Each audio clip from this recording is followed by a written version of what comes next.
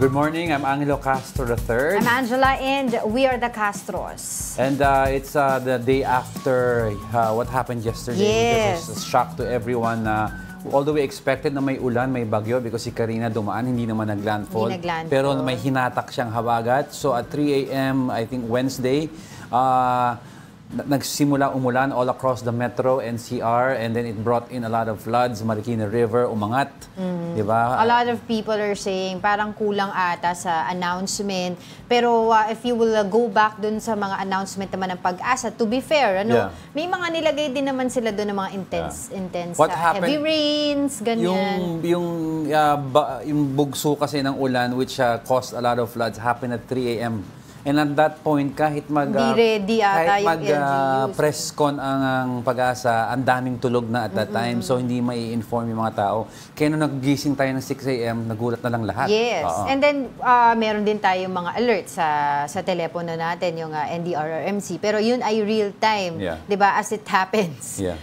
Hindi wala ring time to prepare. Anyway, so, we've seen a lot of people na nagsubmerge sa baha. Hindi lang yung kanilang bahay, hindi lang yung kanilang sasakyan, but sila mismo, di ba? Talagang lubog sa baha. Anyway, pag-usapan natin hindi pa tapos ang laban. Now, a lot of work has to be done to get back to normal and to help others. Now's the time for bayanihan. Itigil muna natin ang pag-aaway-away because we have to help each other. And let's move on. We're serving you news in a countdown. All that before your second cup of coffee. This is Brunch. Let's kick off our countdown with Typhoon Karina. Following its onslaught here in the country, the typhoon now approaches Taiwan. Karina, with international name Gaimi, is bringing strong winds and heavy rains in northeast Taiwan. The typhoon is expected to make landfall in the area. It is the strongest storm to hit Taiwan in 8 years. After crossing the Taiwan Strait, Gaimi is likely to hit the southeastern Chinese province of Fujian. I saw you showed me the videos. Yes, na nasa Taiwan ngayon na nanalasa yan si Karina, no? Kawawa naman si Taiwan, no? The super typhoon category sila. You will see people talaga na natutumbay sa gitna ng kalsada daw, sobrang lakas naman ng sa atin, hindi nga naglandfall, ulan naman binagsak sa atin. Ngayon, sa Taiwan naman, hangin naman ang problema nila dyan. Anyway, prayers for everyone in Taiwan, and we're diba? Of course, we're praying for everyone also here in our own country. Mamaya, antabay po kayo kasi we'll be talking to several resource persons about regarding updates, this. Diba? Updates sa Meralco, sa Pag-asa, hopefully sa LGU din. But for the meantime, let's continue with our countdown. Ranking 9th in our countdown, for parents made sure their pets are also safe from the wrath of Typhoon Karina. In these photos, rescuers in Manila helped residents to get their pet dogs safe from the flood. They were brought to the boats to ensure their safety amid the bad weather. The People for the Ethical Treatment of Animals, or PETA, reminded pet owners not to leave their fur babies if they need to evacuate. Ang naging problema, based sa mga videos na nakita ko, ang naging problema was with the cats. Because hindi daw nila mahuli yung cats nila. And may mga videos na pinakita na yung lumulubog na yung house, and they were trying to get their cat, pero tumakbo yung pusa sa very top of the antenna ng house. Kasi may TV antenna umakyat siya doon, so hindi na nila nakuha. Umalis na sila. Naiwan yung cat. So may video ng cat habang dumaragasa yung flood, nasa taas ng antenna. Lang doon. Oo. Pero in kabuuan, in general, nakita naman natin yung efforts din ng mga rescuers, ng mga doon ako volunteers. saluda sa effort, pero nadismaya ako sa mga ibang fur parents. Kasi may mga balita din kasing gano'n. May isang dog na pinakita na iniwanan ng fur parents. O sige, kung iniwan mo, sana iniwan mo pa. Sa safety. Nakatali pa sa house kung saan ang flood. Wag naman gano'n kasi wala naman silang laban. Pero yun nga, yung sinasabi ko kanina, nakakatuwa din yung mga efforts ng rescuers at volunteers na masagip hindi lamang, of course, tayo, yung mga tao, but of course, yung mga animals na I'm sure natatakot din sila at that particular time. Hindi rin nila alam, di ba, nakapanik mode sila, hindi rin nila alam kung ano yung nangyayari sa paligid nila. Wag natin mamaliitin po ang buhay ng isang pet because they are also creatures of God. And minamahal din ng Diyos lahat Di ba? Exactly. Alright, No one gets left behind. No one gets left behind, okay? And let's move on.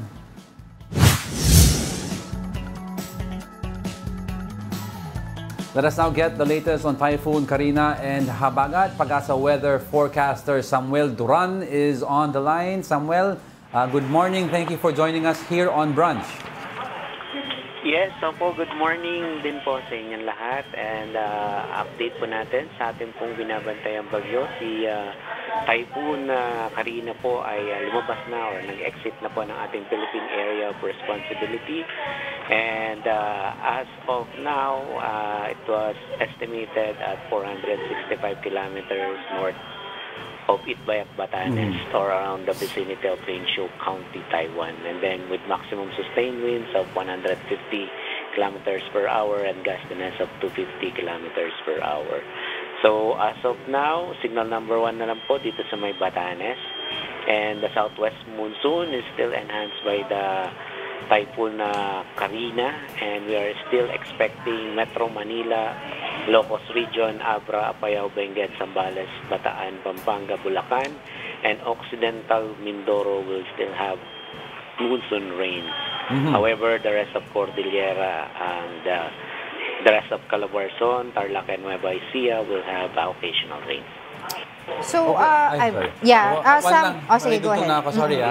Samuel, din sinabi mo kasi na, of course, wala na sa area of responsibility natin ba? Opo. Anyway, ang tanong ko is, ano ang epekto ng Karina, even though it has hit Taiwan, ano ang epekto ni Karina sa NCR area and sa northern area, especially with regards to volume ng rain, kasi yan ang kinakatakutan ng tao. We're still trying to recover. And is there another system that we're eyeing that may enter soon?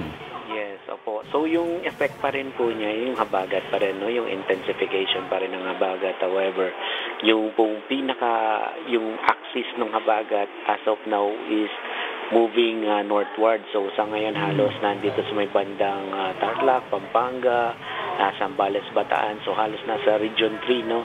And then approaching din po dyan sa may Ilocos Region. So yun po yung medyo maapektuhan sa ngayon, kasi yung etong bagyo natin ay lumalabas na ng PAR, and then umina na rin po, no, nag-interact na rin siya sa mga sa kalupaan. So based naman po sa sinabi ninyo doon sa may kung magkakaroon pa ng another system. So sa ngayon po, no, may mga cloud clusters na nandito sa may east ng ating bansa. Pero hindi pa po natin sure kung magde-develop.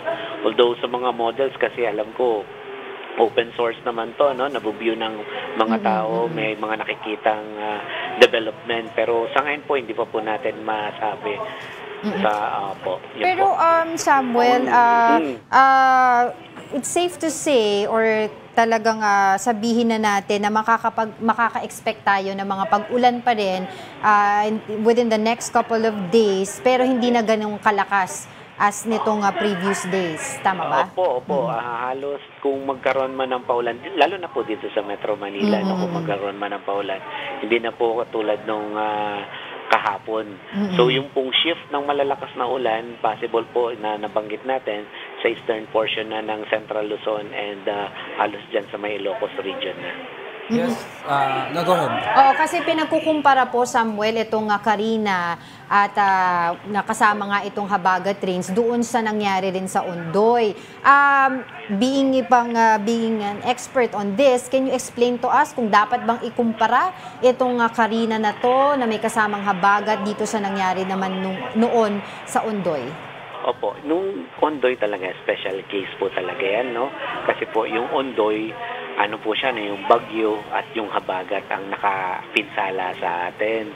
So sa ngayon po ay habagat lang talaga yung nakapagpaulan sa atin. So kung in terms naman po ng rainfall, yung pong halos 300 millimeter na rainfall in halos less than 6 hours, binuhos niya dito sa Metro Manila, no? And then sa ngayon naman, yung habagat natin is halos 9 hours na puro torrential na ulan. And then meron pang yung nung madaling araw nagkaroon din ng paulan pa. So meron pang precursor na ulan. So halos torrential na ulan in the 9 hours. Now, nung compare po nung Ondoy, siguro ito yung isang faktor, no? Nung last time nung Ondoy, yung mga tao is hindi aware na may malakas na pag-ulan. Ngayong time po, kahit papaano, aware na yung mga tao. Meron na tayo may mga DRR na tayo, tapos meron na alam na rin ng mga tao kung saan pupunta kapag may malalakas na ulan. So, siguro isang factor din po yun, no, na medyo na lessen yung effect ng bagyo or ng bagat po. Samuel, sinasabi daw po hindi pa ito yung epekto ng La Nina. So, kailan po ba yung epekto ng La Nina at pagdating po ba ng August and the rest of the months po ngayong taon ay we'll be expecting po, kumbaga brace ourselves, no, na sa mga mas malalakas pang mga pag-ulan. Yan po. So, tama po kayo dyan. No? Sa ngayon naman talaga is neutral condition pa tayo. And then, naka-alert na po tayo sa La Nina. Ibig sabihin po nun, August, September, October, talaga sure shot na. No? Kumbaga, malangyayari na talaga yung La Nina. Ngayon, etong La Nina ay lalo na pag nag-effect during the northeast monsoon kasi easterlies po yung hangin yan yung malalakas na or yung hangin na ma-enhance niya. So kapag during the northeast monsoon and then meron pa tayong La Nina, most likely ang magiging maulan naman itong eastern naman, yung Cagayan Valley region, Aurora, Quezon, Bicol, Eastern Visayas, and Caraga region. Tapos nandiyan pa yung naririnig po ninyo, yung na-share line, yung dating tail end. Right. So yun po ang mas paghahandaan natin, and then during amihan, yan naman po yung mga landfalling na malalakas na bagyo. So yan naman po ang paghahandaan natin. Alright, for the meantime po, maraming salamat po sa inyong oras. That was Samuel Duran, ang ating Pag-asa weather forecaster for today. Yan, quickly may guide na tayo Pag nag-start na officially ang La Nina, eastern part ng Pilipinas ang tatamaan. So yung mga LGUs niyan should take notice of this warning from Pag-asa. So talaga dapat importante makapaghanda tayo. But coming up, how high did the water in Marikina River reach yesterday? And the entire Metro Manila has been placed under a state of calamity due to widespread flooding. We are just getting started, mga kapatid. More of our top 10 news when brunch returns. Keep it here on One News.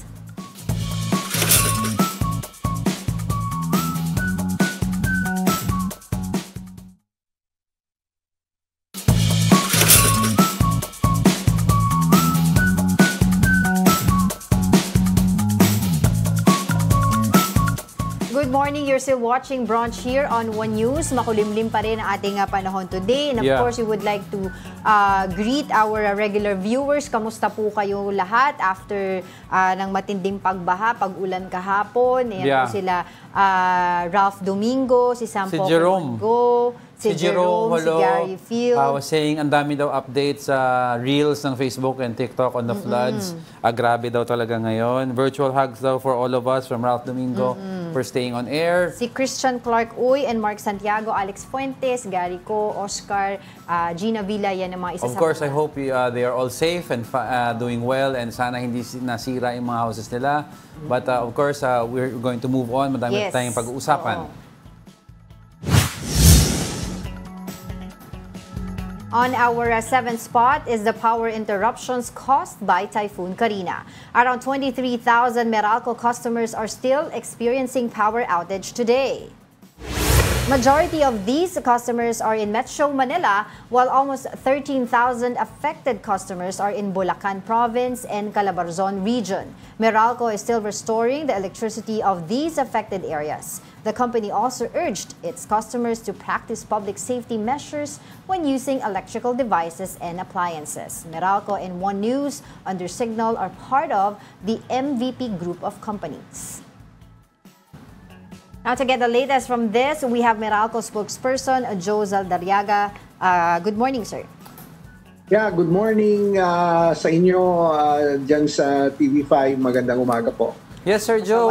Thank you for joining us. Do we have an update po on the number of Meralco customers affected by this recent power outage? Kasi I understand may lumabas kayo sa app nyo and may mga certain areas, mas lalo na sa Metro Manila. I understand 50% of the total outage nanggagaling po sa Metro Manila. That is correct, Diego. Sa sakop naming franchise, Ang naapektuhan nitong bagyong si Karina umabot sa the height of the outages, no? 660,000 affected customers. Pero bumaba na ito as we speak, as of the latest count at 8 a.m., 416,000 customers na itong kailangan pa naming pagtuunan ng pansin. But most of these, Diego, are really areas that are still flooded. So hinihintay namin humupa yung tubig baha bago namin maibalik yung kuryente sa kanilang mga lugar, obviously for safety reasons. Yes.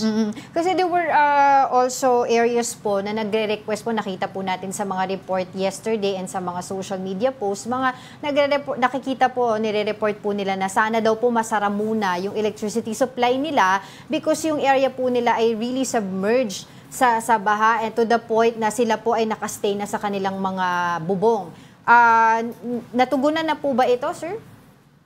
Well, as I mentioned, kailangan muna naming siguraduhin na wala na hong panganib, wala na hong danger pag binalik po namin yung service ng kuryente.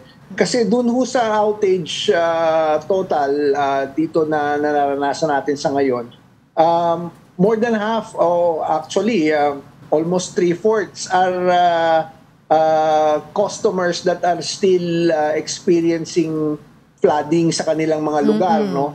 So yung talagang deliberately dinisconnect muna namin, and then before we are able to restore that, we have to make sure that it is already safe to do so.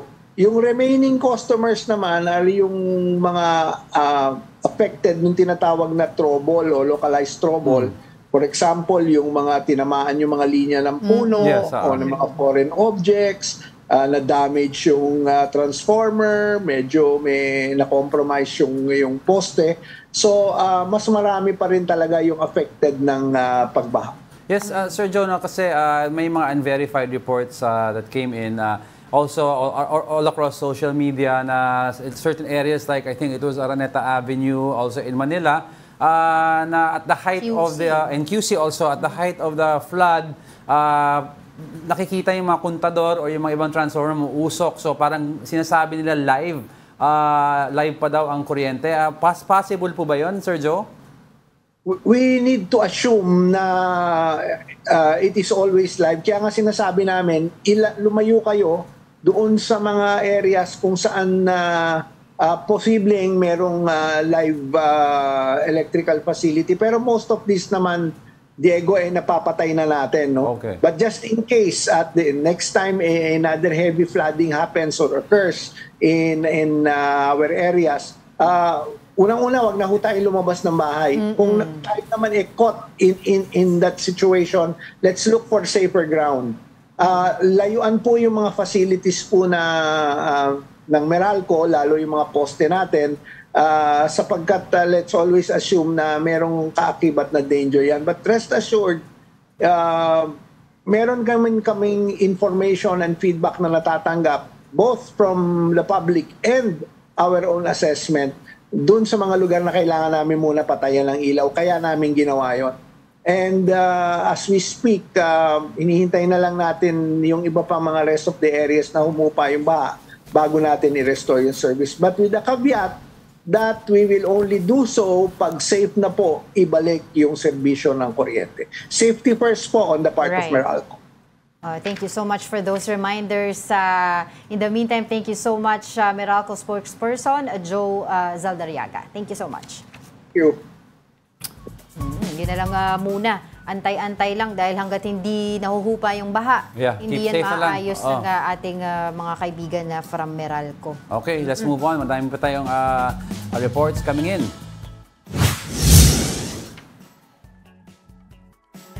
Let's now check in on the situation on the ground. Mobile journalist Merrimon Reyes is reporting live from Caloocan. Yes, Merrimon, good morning. Humupa na ba ang baha dyan sa area na yan?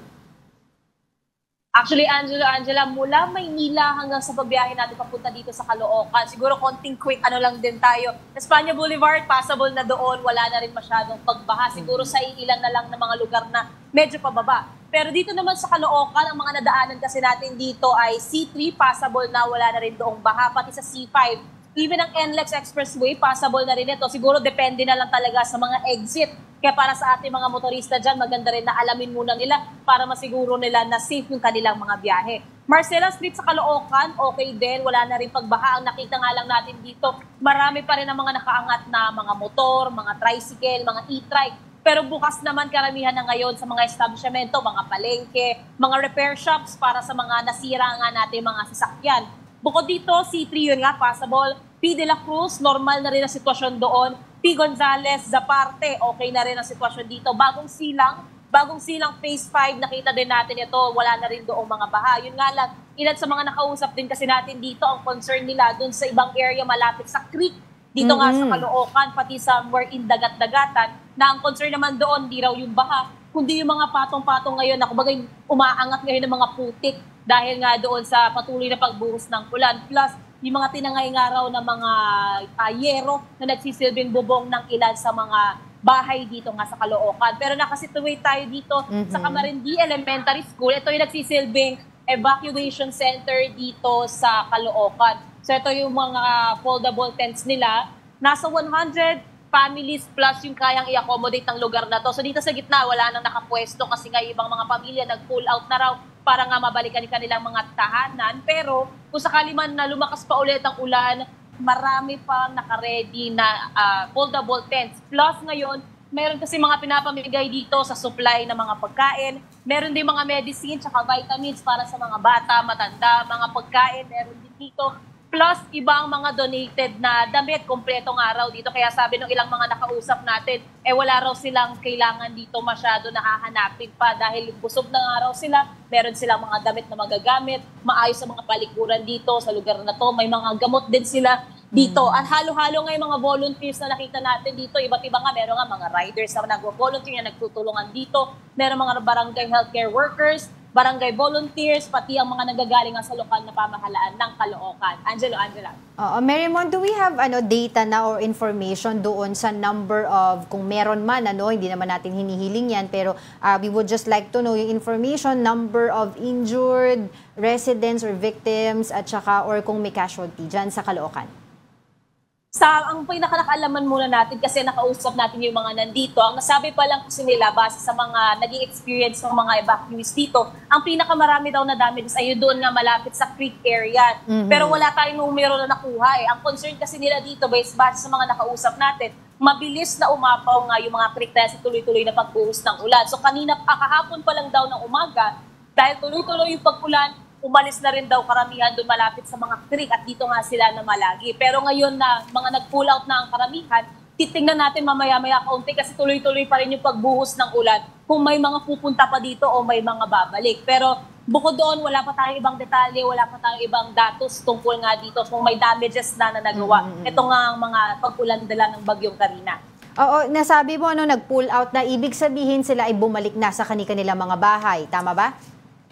Oo, tama. Pero yun nga lang ang options kasi nung iba, aalis dito manandalian para masilip muna yung kanilang mga lugar. Pero yung ibang mga kamag-anak nila, nagsistay pa dito para maging ligtas, lalong-lalo na ang mga bata. Marami ngayon ang mga bata na nananatili muna dito at saka pinagpapahinga muna. Ang isa pang ang mga concern ng mga magulang dito, yung malapit na nga na pasukan ngayong Lunes, July 29. So, nung tinanong natin sila, paano po ang mga preparasyon natin, ano po yung mga naiisip nyo ngayon na problema, ang naging problema nila ngayon is yung mga damit, uniform, mga bag, mga school supplies, kasi yung ibang araw na lulugarit sa bahay yung mga gamit, may hirapan daw sila magpatuyo ngayon. Kaya kung magkakaroon pang araw ng ibang level ng assistance pagdating sa mga kagamitan, assistance manpower dun nga sa mga bahay na nilipad yung mga bubong, o kaya naman dagdag na oras pa raw para mapaghanda para sa kanilang mga anak, mas okay daw yun sa kanila, mas pabor sa kanila doon. Very quick lang, Marymon, so meron ba tayong mga information din dyan kung meron din mga eskwelahan dyan sa Caloocan ng ginawang evacuation centers? Oo, nung naglibot tayo ngayon sa Caloocan kasi itong Camarines Elementary School pa lang talaga yung sure na nakita nating evacuation site. Meron din tayo ibang sinilip na covered court doon sa may bagong silang. Kaso kasi wala doon katao-tao ngayon. Kaya ito pa lang yung pinaka nakita natin na bukas na evacuation. And nakausap din naman natin ilang mga volunteers. Sabi nila, ito raw talaga yung isang point ng evacuation sa Caloocan. Malawak-lawak din ang sakop nila dito. So kahit hindi raw mga taga-Caloocan, kung kakailanganin daw ng masisilungan o kaya naligaw dahil nga sa tuloy-tuloy na pagpulan, bukas daw sila dito at ready, kompleto ang supply. Sige, at patuloy kami makikipag-coordinate sa iyo. For the meantime, stay safe and dry. Maraming salamat sa iyo, mobile journalist Mary Mon Reyes. Okay, before we move on lang, mabilis lang from our producer kasi ito, yung walang pasok, July 25, 2024, that's today, that's a Thursday. You have all levels, public and private, San Juan, Mandaluyong, and Manila. That's for NCR, all levels, public and private po yan. Caloocan, all levels, public and private. De La Salle University, all classes and work. Far Eastern University, all classes in all levels, suspended. Arellano University, all levels po in all branches and work. Quezon City, all classes in all levels. Taguig City, all classes in all levels, public and private. For other updates po, you can check it out. I think we'll be posting it later and updating them. So far, yan ang yung mga some. walang pasok Pero meron ngayon. pa others dito, medyo mahaba, but we'll read them as we get on naman. Yes. Okay. All right, sige, let's continue with our countdown.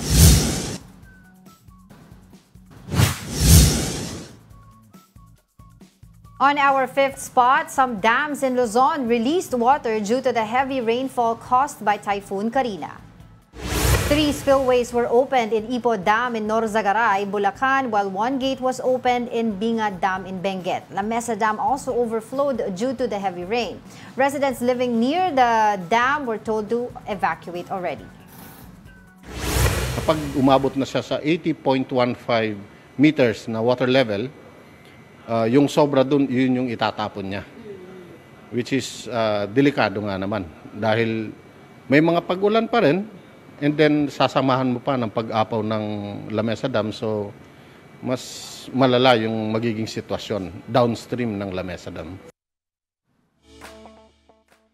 All right. Let's move on.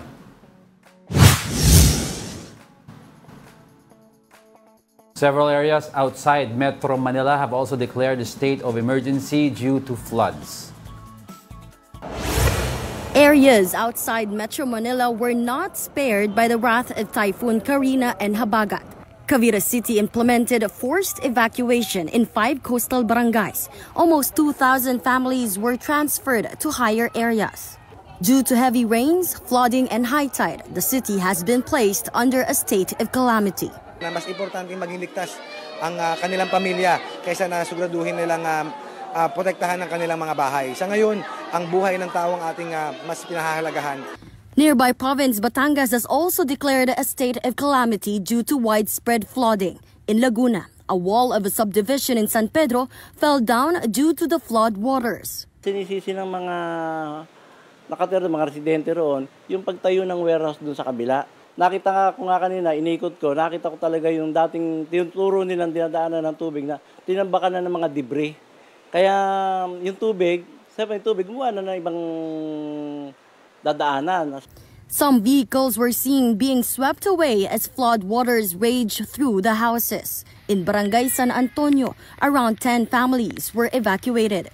Meanwhile, over 100 flights were canceled due to the inclement weather. For News 5, Marian Enriquez, we are One News. Naku, wala yatang nakaligtas dun sa mga pagbabaha niyan. We've seen a lot of videos yesterday through reports and also social media na galing din sa mga reliable sources na yung mga, let's say for example, yung wall sa may Ateneo na nasira ng baha, na dumire-diretso sa isang subdivision. At yung ano din, yung issue dito sa Metro Manila, yung flooding here sa Metro Manila na actually several senators and other environmental advocates are actually kumbaga sinisisi itong mga pagbabaha na ito sa mga reclamation activities dyan sa Manila Bay. Oh, yeah. Oo, sige, go ahead. But, no. Mamaya pag-usapan pa natin yung issue na yan kasi let's get to know the latest po muna sa area po ng Pateros. Yes, we have with us Pateros Mayor Ike Ponce on the line. Mayor, good morning. Thank you very much for joining us. Okay, good morning po, Sir Angela. Yes. Ma'am Angela. Yes, Ito, Mayor. po. Of course, we'd like to know po, kamusta na po kayo dyan? What is the situation like on the ground? Mas bumubuti po. Talagang medyo mahirap kahapon. Pero ngayon po, itak na pinagbago. Maraming baha pa rin ako sa mga bahay at sa mga Siguro we can fix the signal. Mayor Ike, medyo nagpuputol-putol po kayo. Sayang yung ano, Oo, pag-usapan sayang yung information na makukuha natin. Can you hear us better now, Mayor? Okay, maliwanag naman po kayo. Yan. Maliwanag. Okay. Yan, okay na po. So, go ahead po. Please continue. Yes, kahapon po ay mahirap ang sitwasyon natin. Malaki po ang ipinagbago sa dahil nakikita natin araw. Mayroon mga pagbaha pa rin po ay salamat sa mga looban at loob po ng baha. May mga ibang reports po kasi na sinasabi nila hindi daw po napaghandaan talaga ng mga several LGUs itong hagupit ng Typhoon Karina na pinalakas nga po ng habagat. Can we say na hindi po ba masyado nagkaroon ng coordination with PAG-ASA and LGU tungkol po dito sa bagyo na ito, Mayor? I believe ay mahirap po talaga tayong magturuan sa ngayon. Ano? Dahil ito po yung sinasabi ninyo at naman hindi pa naging matusek yung ating coordinate dito dahil unang-una po ay wala tayong storm signal. At ang laging report na natatanggap ay actually kahapon po ay titignan natin yung affected families sa water. Siguro po nasa 3,000 to 3,500 families. Ang severely affected po dyan dahil may malalim sa nagkaiman. Pero ang magtikas po natin sa sa around 40 families na po. Sa ngayon ay may nananakita yung nasa-evacuation center sa families na lamang dahil humupa na nga po ang tubig sa kanila. Oo. Mayor, hingi din po kami ng datos po ninyo kung meron na, kung available na po, kung ilan po ba yung mga bahay na nasira dahil nga po dito sa typhoon na ito at saka kung magkano po yung estimated cost nitong mga nasira na ito na properties. Okay po, sige po. Bigyan po na yan. Pagamat hindi naman ganun kalaki na naging epekto nito dumi na po loob ng bahay at tayo po ay maglilipit. Tulong-tulong tayo sa paglilinis para malinis ulit at mga loob po ng bahay. Pero papagather ko po yung data at ibigay Yes, po na please. Opo, magkano po yung... Opo. Mayor, yung ano naman po, meron din po ba tayong datos doon po sa mga kung ilan po yung meron pong nasaktan, nawawala, o kung meron po tayong casualty dyan po sa inyong area na nasasakupan? Wala po tayo niyan. Wala po nasaktan, wala po tayo nawawala, wala po tayong casualty dito sa loob tayo na pagkat. Alright, on that note, maraming salamat po ulit sa inyong oras. That was Pateros Mayor Ike Ponce. Maraming salamat po. Po kayo. Magandang. Medyo mahirap kasi signal ni Mayor. Kasi a lot of signals across the metro. Medyo hindi maganda these last few days. Right. But we still have a lot... Pero ano yung sinabi niya kanina tungkol dun sa PAG-ASA dahil hindi daw binigyan sila ng proper information when it comes to storm signal warning. That's why, di ba kasi tinanong ko nga kung meron bang lapses dun sa coordination between PAG-ASA and the disaster management ng LGU. We spoke to PAG-ASA, may bagyo na, no? Parating. We spoke to PAG-ASA the day before yung baha dumating. Yung torrential rain na yung grabe na yun. And ang binigay nila, I think, was yellow to orange warning. Pero I think the red warning came about... I think ang habagat, hindi mo yan ang red warning came about at 3 a.m. So we were talking about it kanina. Even if it came at 3 a.m., if PAG-ASA had a declaration of a press conference, how many people are awake and to get ready? Diba? So medyo biglaan ito eh. We've seen the effect. Pero syempre pag LGU ka, kahit anong oras yan. No, I'm saying to get the message across the people who are sleeping na bigla na lang nagulat at 6 a.m., di ba? May flood na pala. Just like what happened to Ondoy. Binigla tayo kasi ng Ondoy.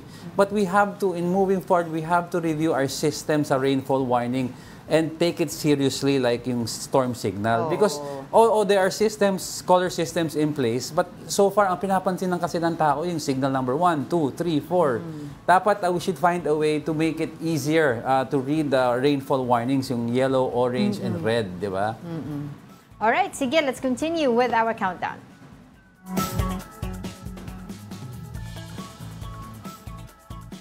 Switching gears now to our third spot, rather. Price freeze has been implemented in Metro Manila after the region was placed under the state of calamity. The price freeze covers basic necessities including rice, bread, fresh vegetables, and coffee. The Trade Department said they are monitoring the markets in Metro Manila. They warned that those who will violate this order will face substantial fines and imprisonment. Of course, wag nating don't take advantage of the situation. Reminder guys, kasi state of calamity tayo sa Metro Manila, so there's a price freeze on pangunahin ang basic necessities, basic goods and necessities and commodities. So in the meantime, sumunod po tayo lahat, magtulungan na lang tayo. More of our bagyo update coming up later, so don't go away because we're not done yet. May dalawa pa. Stay with us.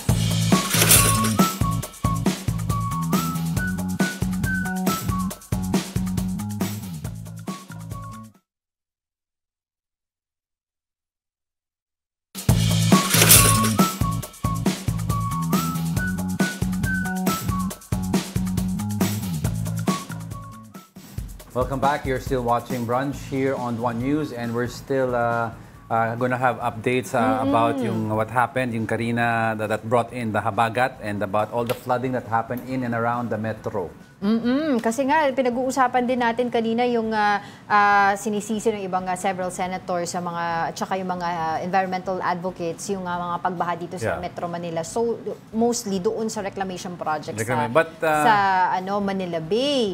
And of course, yung sinasabi nilang mga flood control projects na supposedly, sabi nga ni Senator Joel Villanueva, ay 1 billion a day ang flood control project ng DPWH. Since, 2 years ago pa. Yung natural terrain kasi ng metro nasisira when you reclaim. But ang importante dito is we recover from this first, help those in need, make sure everyone is safe, they have houses, they have food and shelter. Then afterwards, let's have a post-mortem, tignan natin kung ano naging problema. Every year or every may mga ganitong matinding epekto ng bagyo nangyayari, nagkakaroon ng post-mortem, nagkakaroon ng mga hearings sa Senado, sa Congress, to investigate yung mga flood project controls. And yet again, nauulit din yung mga nangyayari. Yung mga citizens, may part din dito. It's because ang dami pong basura. Nung lumabas yung flood, ang daming basura na umangat sa kalye. But madaming pa tayong pag-uusapan. Kinakausap na ako ng konsensya ko. Let's move on. Alright, on our top 2, the Marikina River almost reached the water level recorded during Ondoy. The river's water level peaked at 20.7 meters on Wednesday afternoon. That's only less than a meter compared to the 21.5 meter record in 2009. The Marikina River later on subsided from 5 in the afternoon yesterday.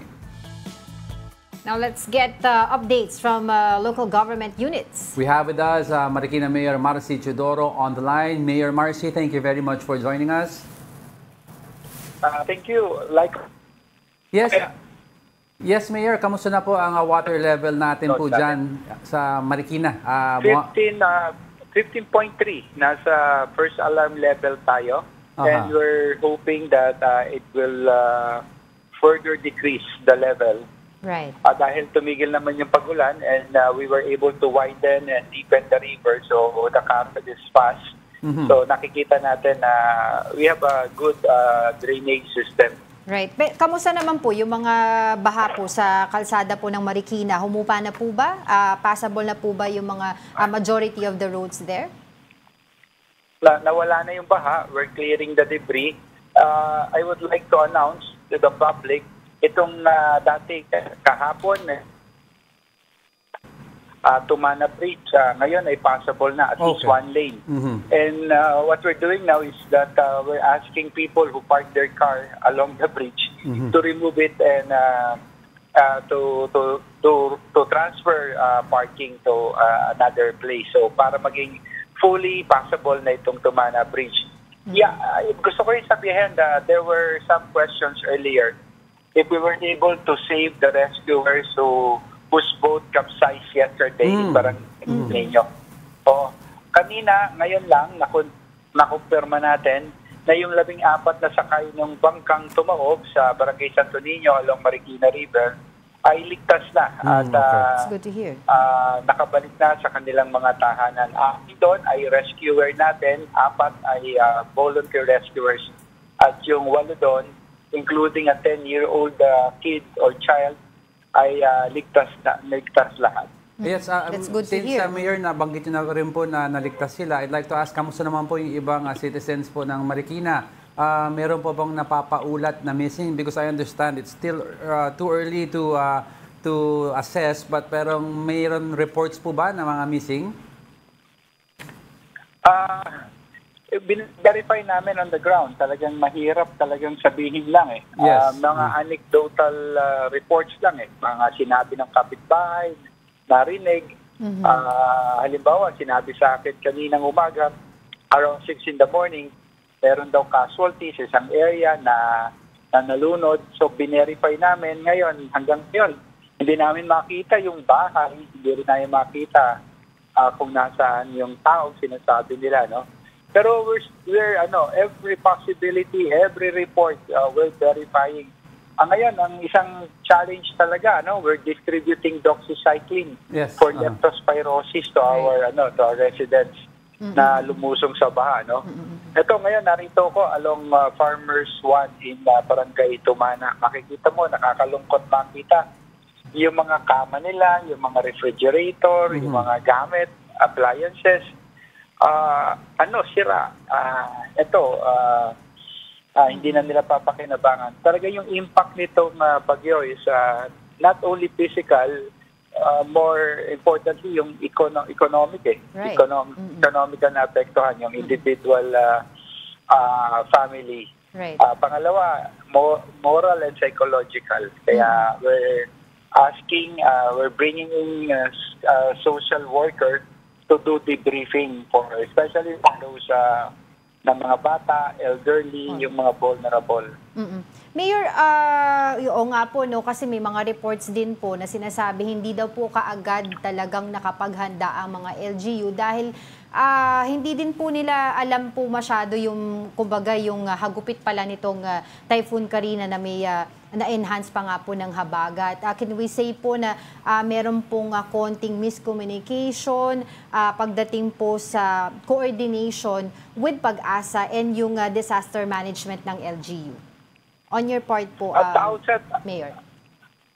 At the outset, I will not point finger. Right. So, what I'm saying is that we could improve on that aspect. We could collaborate more institutionally, make arrangement. Napakahalaga ng forecasting para sa aming mga local government units, yung access to data, how to manage it and how to use the proper data. Yun ang kailangan namin kailangan isama talaga yung Department of Science and Technology sa usapan, saka sa pagpaplano.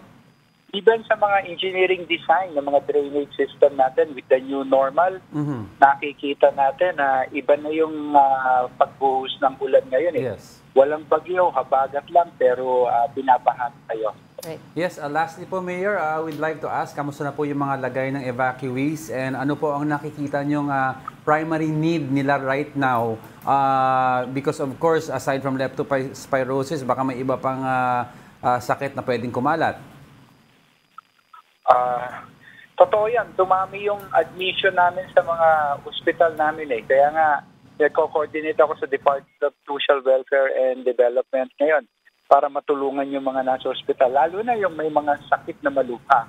Kahapon meron kaming bata na ni-rescue, nilipat namin sa evacuation pero hindi namin madala dahil naka-ventilator. So, kailangan namin siya dali sa ospital. So, yung mga ganon, dapat may mga follow-through, follow-up intervention tayong gawin. Sa mga sari-sari store, yung mga karinderyang maliliit na nasa mga settlement areas namin, we're counting it around 3,000, 4,000 affected. Lahat ng kanilang puhunan, wash out, tank nila, sinasabi nila. Nawala nalubog. Nagla ang lahat, hindi inaasahan. Kaya nga, importante yung forecasting.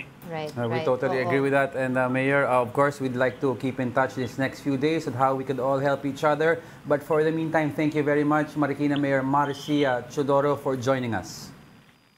Salamat, Angela. Mabuhay po kayo. Thank you. Thank you. Likewise. Alright, diretso na tayo para sa ating top story for today.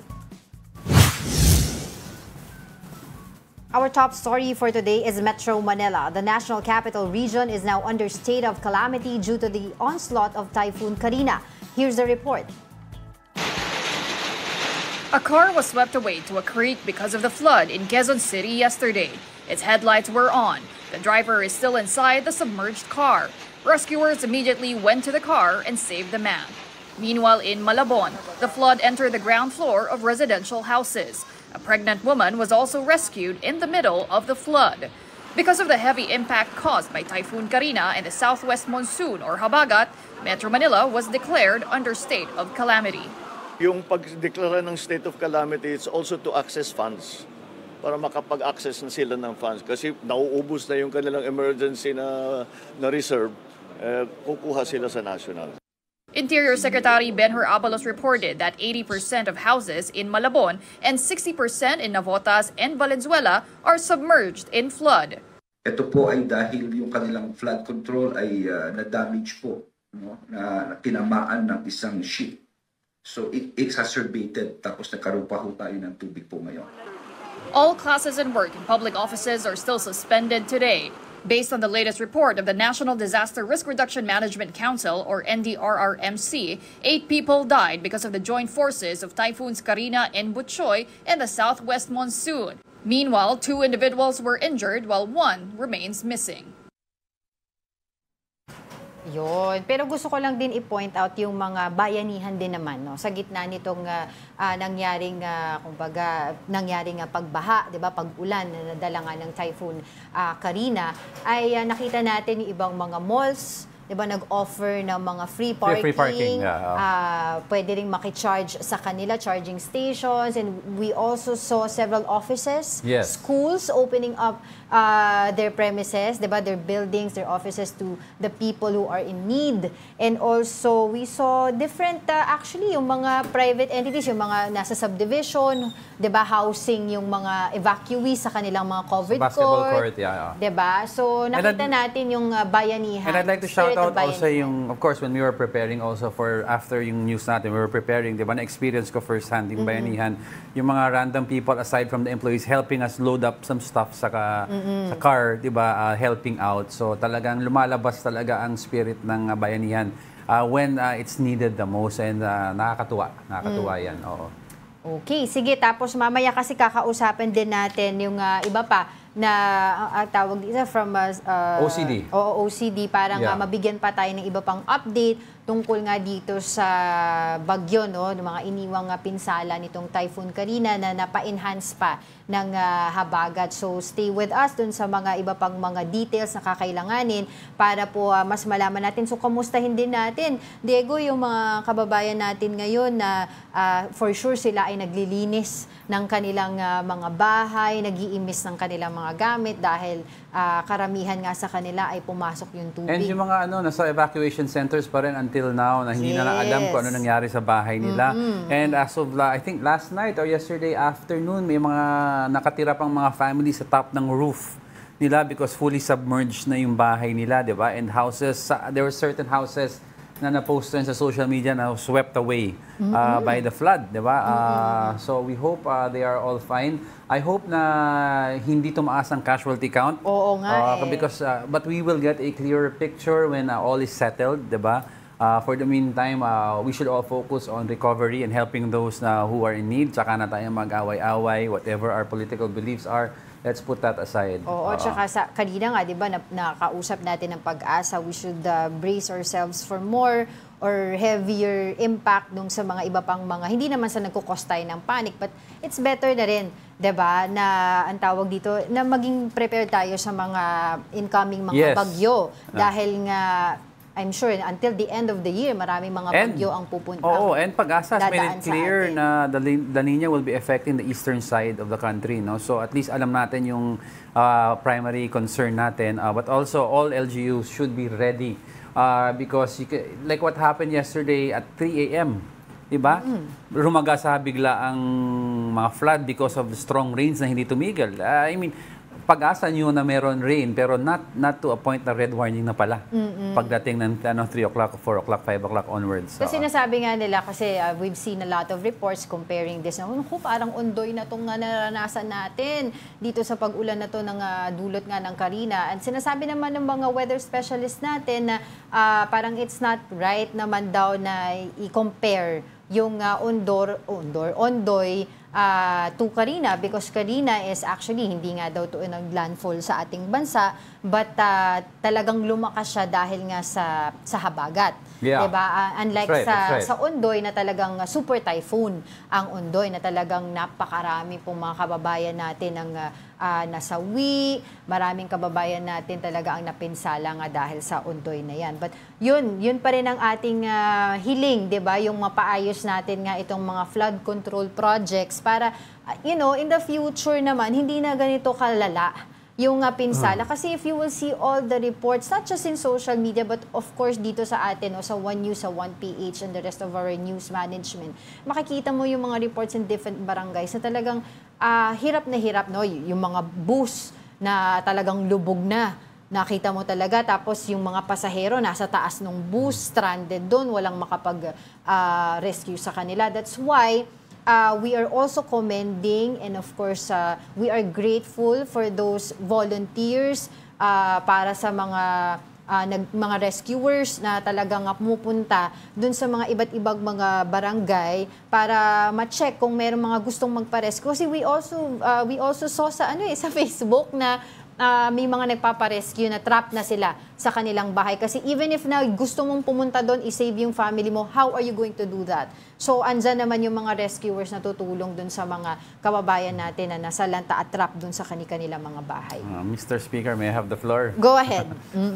I'd like to say also, I'd like to say also kasi sa part naman ng mga tayo, regular folk, mga citizens, itigil na natin ang pagtatapon ng basura. Karamihan ng flood, makikita mo ang daming damage na dinulot ng pagtatapon ng basura improperly. Let's take segregation of trash seriously, 'di ba? Yung mga trash cans, may reasons kung bakit naka-segregated supposedly yan 'di ba? And if you look at yung ibang gates, yung flood gates dito sa may mga barangay, yung mga trash nag-iipon yung mga waterway. So, kahit may waterway ka pa at may catch basin ka dyan, yung mga net nagka-catch, nagbabara, umaakit yung tubig ka agad, nakaharang kasi ang basura for it to flow out properly to the Pasig River and onto the sea water. So let's do our part also. Pero yun nga, syempre at the end of the day, hindi din natin masisisi na magkaroon din tayo, maghabol tayo ng accountability because may mga ginagastos na billions of pesos mula sa ating tax para nga sa mga flood control projects. Pero syempre, we would like to, yun nga, sabi mo, bago natin gawin yun, ay makamove forward yung ating mga kababayan, matulungan natin sila. But at the end of the day, yun nga, hindi natin kakalimutan yung accountability nito when it comes to flood control projects. Basta remember lang, bago kayo magturuan, he who has not sinned, cast the first stone. So kung lahat tayo may sala, di lahat tayo magtulungan. Reminders pala sa viewers natin, sabi ng DOH, if na-expose ka one time sa flood, di ba, may doxycycline prophylactic dose. Consult your doctors about this. Consult your doctors about this if you need a prophylactic dose. Tapos kung prolonged daw exposure, meron another dose yan. So please check with your barangay health officers or yung mga doktor kung kailangan nyo po mag-doxycycline to avoid complications of leptospirosis. And that really wraps up and sums up. May ka bang pa-quote dyan? Wala. Dapat merong basta, quote. May quote ako. Oh, go. If you fail to plan, you plan to fail. So maiging nakakapaghanda po tayo para hindi tayo, diba, nalalagay sa alanganin. Basta ako, I would like to tell everyone, please stay safe. And that wraps up today's episode of Brunch. Join us again tomorrow. I'm Angela Lagunsad Castro. And I'm Angelo Castro III. We are One News. All sides, all the time.